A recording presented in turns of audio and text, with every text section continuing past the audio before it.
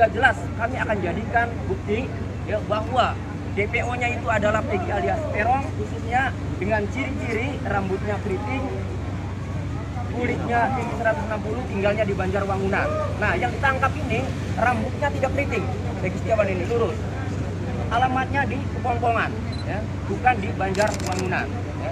Kemudian umurnya juga dalam DPO itu 30 tahun 2024 dan Peggy Setiawan ini ya baru saja 28 tahun pada saat ditangkap itu 27 tahun. Oke. Nah, kami jelaskan secara keseluruhan permohonan pra peradilan kami ada 35 halaman. Pada poinnya mempersoalkan pertama ya, karena setiap kompresi pes Polda Jawa Barat selalu mengatakan bahwa penangkapan Peggy Setiawan dasarnya adalah DPO, dasarnya adalah putusan pengadilan yang sudah inkrah, ya, maka ya, kami menyampaikan dalam permohonan pra peradilan ini pertama, ya, penangkapan, ya, tadi ada penangkapan. Penangkapan itu, ya, seharusnya seseorang harus ditetapkan sebagai tersangka terlebih dahulu. Nyatanya Peggy Setiawan, ya, ditangkap statusnya belum tersangka.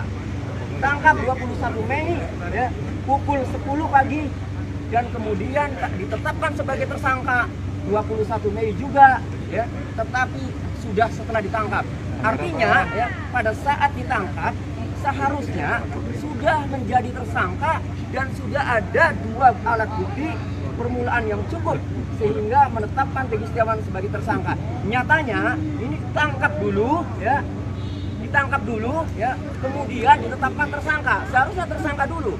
Tidak ada dari 2017 dan 2016 sampai viralnya film Pina, tidak ada yang namanya penetapan tersangka, tidak ada yang namanya pemanggilan. Kemudian yang kedua, ya, kecuali tertangkap tangan. Kalau tertangkap tangan boleh. Ini tidak tertangkap tangan. Sejak kejadian terdahulu juga, ya, itu kejadian 27 Agustus 2016. Kemudian baru ditangkap para pelaku 8 orang itu 3 hari kemudian, artinya tidak tertangkap tangan, ya. Jadi pertama mempersoalkan penangkapan, ya. Kedua, ya, mempersoalkan penetapan tersangka.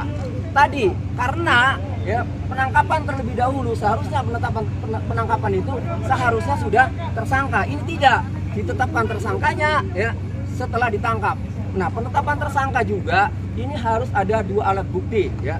Sementara tadi sudah disampaikan alat bukti itu setelah ditetapkan tersangka masih dicari-cari. Kami merasakan sebagai penasihat hukum ketika mendampingi ya saksi-saksi terakhir ya di Polresta Cirebon memeriksa Dede Kurniawan saja masih mencari motif, masih mencari alat bukti yang tadinya ya dicari geng motor afiliasi sampai di Cirebon ya di Polres itu dicari Jakmania garis keras.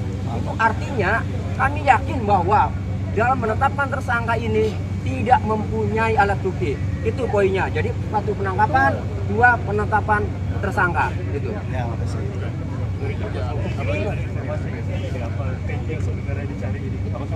itu tadi ciri-cirinya yang dikasih tahu tuh. Apakah sudah ada orang yang dimaksud? Oh, itu kita belum ada.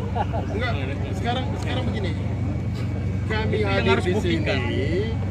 hadir di sini semata-mata kita harus garis bawahi nih ya. Kita harus garis bawahi bahwa Peggy Setiawan itu bukanlah Peggy Peron.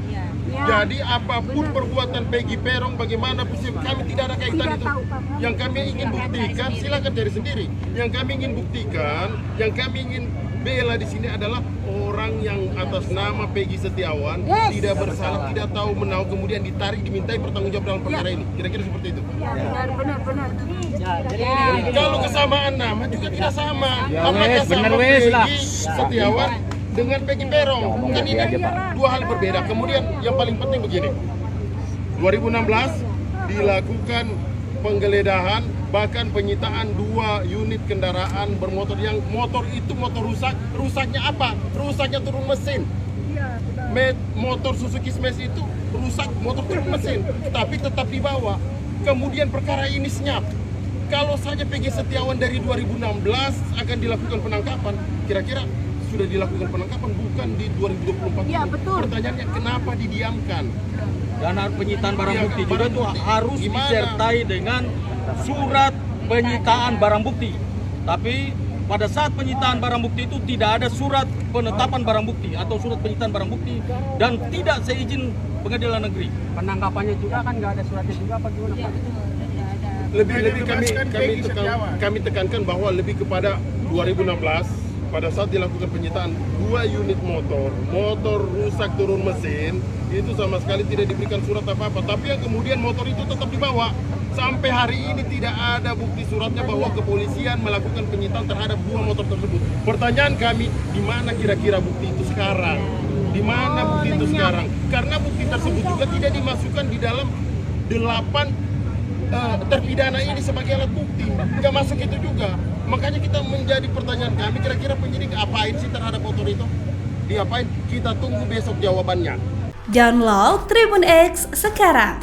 Menghadirkan lokal menjadi Indonesia.